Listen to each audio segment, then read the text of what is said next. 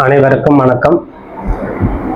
துலா ராசிக்கு 19/4/2026 முதல் 25/4/2026 வரை சித்திரை மாதம் 6ஆம் தேதி முதல் சித்திரை மாதம் 12ஆம் தேதி வரை துலா ராசிக்கு எத்தகைய பலன் கொடுக்குது?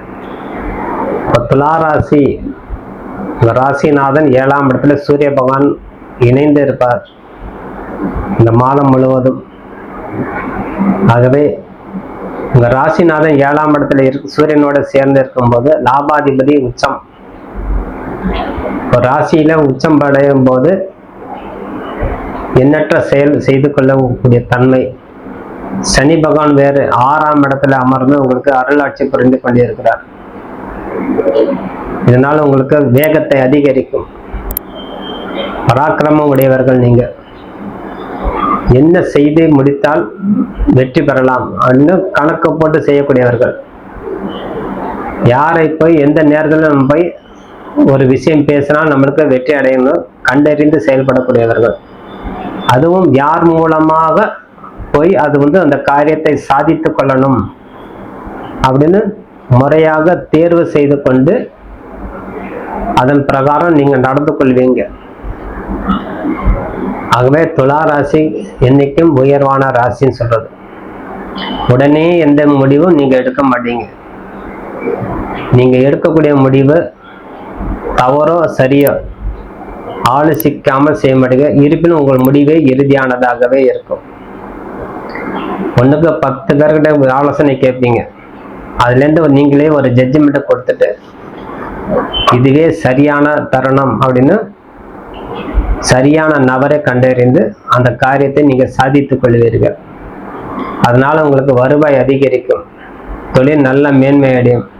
நீங்க ஒரு தொழில் அதிபர்களாக இருந்தால் அதனால உங்களுக்கு நல்ல ஒரு வருவாய் கிடைக்கும். நீங்க உத்தியோகம் பார்க்கிறவர்களாக இருந்தால் உங்கள் மேல் அதிகாரியை தக்க வைத்துக் கொள்வீங்க. நீங்க அவரை முறையாக அனுசரிப்போடு பேசி பழகி அவர்கள் மூலமா ஒரு நன்மதிப்பு பெறக்கூடிய தன்மை உங்களுக்கு உருவாயிடும். இதனால உங்களுக்கு ஒரு பாராட்டுதல் கிடைக்கக்கூடிய தன்மை கொடுக்கும். குடும்பம் ஒற்றுமைக்கு அதிகரிக்கும்.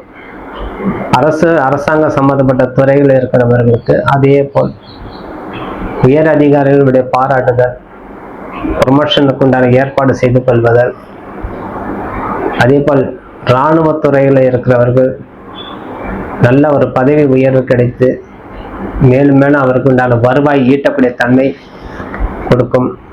சுக்கிரனும் சூரியன் சேர்ந்து 7ஆம் இடத்துல இருப்பதால் அனைத்து விதத்திலும் வெற்றி, திருமண பாக்கியம் கூடும்.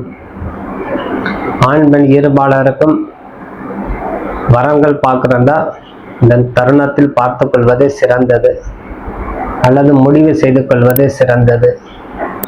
அதை இந்த முடிவு செய்து கொண்டு உடனே நீங்க செயலாற்றி வரணும். இதனால நம்ம உங்களுக்கு ஒரு நல்ல ஒரு மதிப்பெண் கிடைக்கக்கூடிய தன்மை கொடுக்கும்.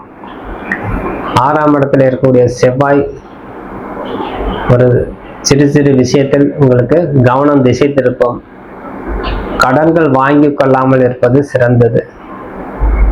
ஒரு நல்ல விஷயத்துக்காண்டி கடன் வாங்குறோம் அப்படின்னா உங்க ஜாதகம் கண்டிப்பாக ஆராய்ந்து, உங்க குடும்ப ஜாதகம் ஆராய்ந்து அது பிரகாரம் வாங்கி கொள்வதே சிறந்தது. முதலீடு செய்வது இருந்தாலும் அதே போல்தான். பொன் பொருள் ஆடை ஆபரணங்கள் வாங்கிக்கலாம், நகை வாங்கி கொள்ளலாம், வீடு வாங்கலாம், வாகனம் வாங்கலாம். முதலீடு கடன் இந்த இரு சம்பந்தப்பட்ட பிரச்சனை மட்டும் உங்களுக்கு பின்னடைவாகவே இருக்கும். முதலீடு செய்வதாக இருந்தாலும் ஜாக்கிரதையாக செய்யணும். கடன் வாங்குறதாக இருந்தாலும் ஜாக்கிரதையாக வாங்கணும். ஆகவே மற்றபடி உங்களுக்கு எந்த விதமான துளாராசிக்காரர்கள் குறை கிடையாது. தைரியமாக நீங்க நகை வாங்கலாம், ஒரு வாகனம் வாங்கலாம், வீடு வாங்கி கொள்ளலாம். அனைத்தும் உங்களுக்கு வெற்றி பெறக்கூடிய தன்மை கொடுக்கும். சூரியன் உங்களுக்கு பரிபூரண கிருப கடாசத்தோட இயங்குறார். அதுவும் சுக்கரனோட சேர்ந்து ராசிநாதனோட சேர்ந்து.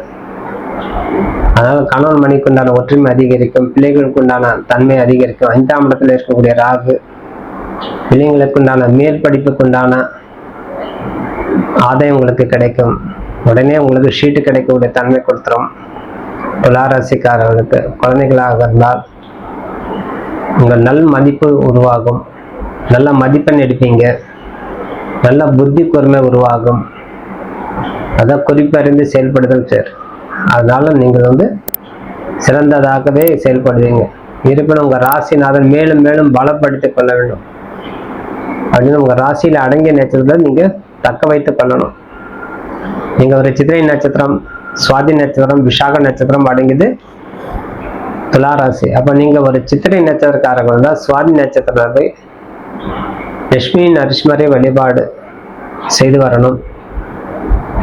பௌர்ணமிக்கு வழிபாடு செய்து வரும்போது சிறந்தது.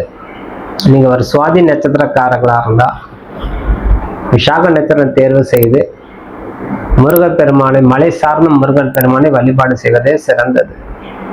நல்ல பலன் கொடுக்கும். நீங்கள் ஒரு விசாக நட்சத்திரக்காரங்களா அனுஷ நட்சத்திரம் தேர்வு செய்து மகான்கள் தரிசனம், குருமார்களை தரிசனம், சித்தர்களுடைய வழிபாடு தவறாம செய்து வரும்போது உங்க அனைத்து விதமான ஞானத்தை உருவாக்கி நீங்க செல்லும் பாதை கரெக்டா தவறான உங்களுக்கு புரிய வைத்து வழி நடத்தி செல்வான்னு சொல்லி விடைபெறுகிறேன். நன்றி, வணக்கம். ஜெயபாலா, ஜெயபாலா, வாழ்க்கை.